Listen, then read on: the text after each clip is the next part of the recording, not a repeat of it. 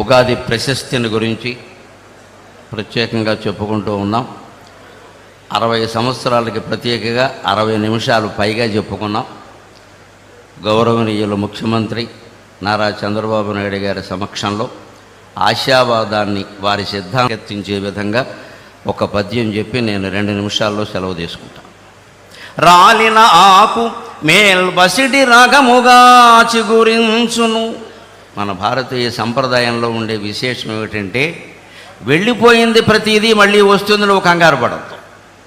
సంపద పోయింది మళ్ళీ వస్తుంది, అధికారం పోయింది మళ్ళీ వస్తుంది, సంతోషం పోయింది మళ్ళీ వస్తుంది, ఐశ్వర్యం పోయింది మళ్ళీ వస్తుంది. అంతేకాదు ప్రాణం పోయింది మళ్ళీ జన్మ వస్తుంది, కంగారు పడద్దు. ప్రతిదీ వస్తుంది, ప్రతిదీ వస్తుంది. కాలం నిచ్చెన లాంటిది కాదు, కాలం చక్రం లాంటిది. చక్రం పోయినవి మళ్ళీ వస్తూ ఉంటాయి, వచ్చిన మళ్ళీ వెళ్ళిపోతూ ఉంటాయి. జాగ్రత్తగా ఉండాలి. ఇందాక మనం సంవత్సరాల పేర్లు చెప్పుకున్నప్పుడు అదే విశేషాన్ని చెప్పుకున్నాం ప్రత్యేకంగా. అది మన సంస్కృతిలో ఉంది. అందుకే తాతగారు చనిపోతే సంవత్సరంలోగా మనవడు పుట్టినా మనవరాలు పుట్టినా ఆ తాతగారి పేరు ఈ మనవడికి పెడతాం మనం ఖచ్చితంగా. ఆ మామగారు కూడా ఉండి మా పెనిమిటి వాడిని ఎవరు ఏమి అనడానికి వీలు లేదు అంటుంది. అంటే తాతగారు ఎక్కడికి పోలేదు, మళ్ళీ మనవడైన ఇంట్లో పుట్టాడయ్యా అని చెప్పడం. ఇప్పుడు కొత్త కొత్త పేర్లన్నీ పెడుతున్నారు, కానీ పూర్వం అమ్మమ్మ పేరు, తాతయ్య పేరు, మా అమ్మ పేరే పెట్టేవారు. వాళ్ళని కూడా వీళ్ళ ఆశయాలకు అనుగుణంగా దానికి తగ్గట్టుగా పెంచేవారు. అది మన సంస్కృతి. అందుకే శిశిర ఋతువులో రాలిపోయిన ఆకులన్నీ వసంత ఋతువులో మళ్ళీ వస్తున్నాయి. పోయిన చైత్రమాసం మళ్ళీ వచ్చింది, పోయిన శుక్లపక్షం మళ్ళీ వచ్చింది, పోయిన పున్నమి మళ్ళీ వచ్చింది, పోయిన తిథులన్నీ మళ్ళీ వస్తున్నాయి, పోయిన నక్షత్రాలన్నీ మళ్ళీ వస్తున్నాయి. నీకు పోయింది అనుకుంటున్న సంతోషం కూడా మళ్ళీ వస్తుంది ఖచ్చితంగా. ఈ ఆశావాదమే ఉగాది, ఆశావాదమే ఉగాది.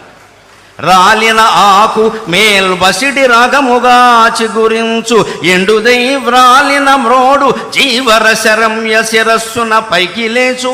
ఎండుదై వ్రాలిన మ్రోడు జీవర శరమ్య శిరస్సున పైకి లేచు.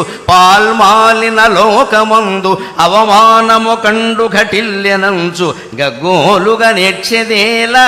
పాల్మాలిన లోకమందు అవమానము కండు ఘటిల్యనంచు, గగ్గోలుగా నేర్చెదేలా. నవకోరక రాగము నవకోరక రాగము కోకిలమ్మయే హేలగ పాడుచున్నది. నవకోరక రాగము కోకిలమ్మయే హేలగ పాడుచున్నది. ప్రహేళికలన్ పగిలింపరమ్మికన్, ప్రహేళికలన్ పగిలింపరమ్మికన్. ఒక కుటుంబాన్ని నడిపేటువంటి మనకే పజిల్స్, ప్రహేళికల్ లాంటి సమస్యలు ఉంటాయి.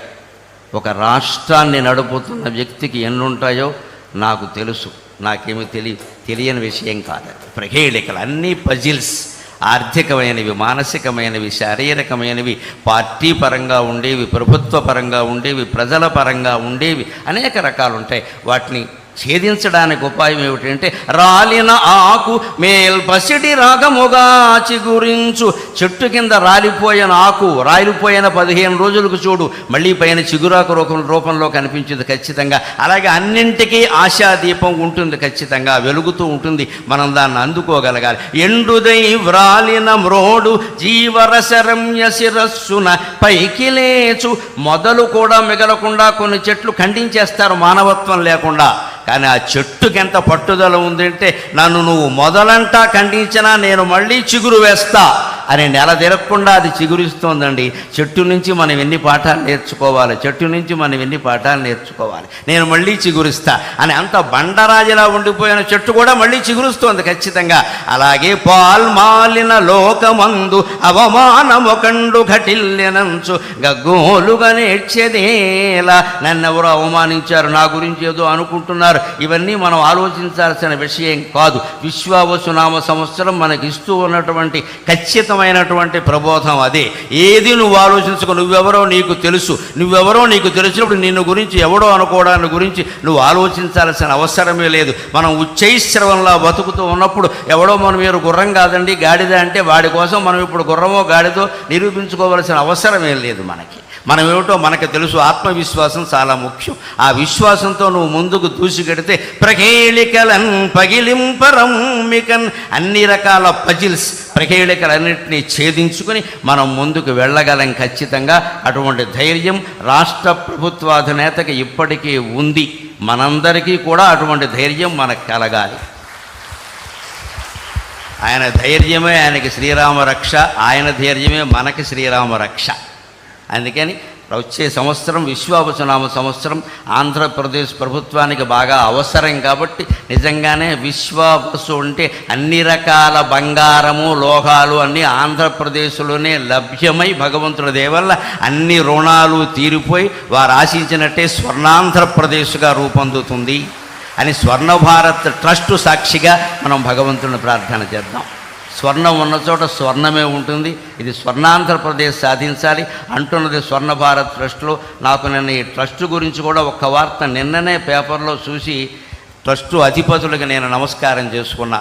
14 ఏళ్ల క్రితం బొంబాయిలో తప్పిపోయినటువంటి ఒక కుర్రాన్ని ఈ ట్రస్టు వారు చేరదీసి 14 ఏళ్ల పాటు విద్యాబుద్ధులు చెప్పించి వాళ్ళకి జీవితానికి అవసరమైన వృత్తులన్నీ నేర్పి మళ్ళీ బొంబాయి తీసుకెళ్ళి ఎక్కడ పనిచేశాడో అక్కడి నుంచి వాళ్ళ తల్లిదండ్రుల వివరాలన్నీ తెలుసుకుని వాళ్ళని పిలిపించి వాళ్ళకి మొత్తం మీద ఆ అబ్బాయిని అప్పగించారండి. నిన్న పేపర్లో చూశాను. అందుకని మా అమ్మాయి ఇలాంటిదైనా దీప గారిని నేను ఆశీర్వదిస్తూ ఉన్నాను. నిజంగా ఇంత ట్రస్టు నడుపుతూ ఇంతటి మంచి కార్యక్రమాలు చేస్తూ నేను చూసి ఈ ట్రస్టు ఇంత గొప్పదా, దీనిగా నేను వెళ్ళబోతున్నదేని నేను చాలా సంతోషించాను. నిజంగా దీన్ని ఆదర్శంగా తీసుకుని మనం స్వర్ణాంధ్రప్రదేశ్ నిర్మాణానికి ఎంత చేయాలో అంతా చేద్దాం. ప్రభుత్వానికి పూర్తిగా సహకరిద్దాం అన్ని విధాల. ముందు ఒక్క విజ్ఞప్తి, ప్రభుత్వానికి కట్టవలసిన పన్నులన్నీ రూపాయి ఎగ్గొట్టకుండా కట్టేద్దాం. అది చాలు, ఇంకేమవుతుంది. అది ఒక్క పని మనం చేసి మళ్ళీ ఏమండి నాకు అవకాశం ఊరికే గోక్కుండా మనం మొత్తం అన్నీ కట్టేస్తే అన్ని ప్రభుత్వాలు బాగానే నడిస్తే. పూర్వం నుంచి ప్రభుత్వాలు పన్నుల మీద ఆధారపడి నడిచాయి. అందుకని అవన్నీ మనం సక్రమంగా ఏదీ లోటు చేయకుండా కట్టేస్తే అన్నీ బాగుంటాయి. అటువంటి చిత్తశుద్ధి నిజాయితీతో జీవించడానికి, సత్యానికి ధర్మానికి కట్టుబడి ఉండడానికి నా ఈ ప్రవచనం ఏమాత్రం ఉపయోగపడినా నేను ధన్యుణ్ణి. నాకు ఈ 4 మాటలు నేర్పిన మా అమ్మ ధన్యురాలు. స్వస్తి. చాలా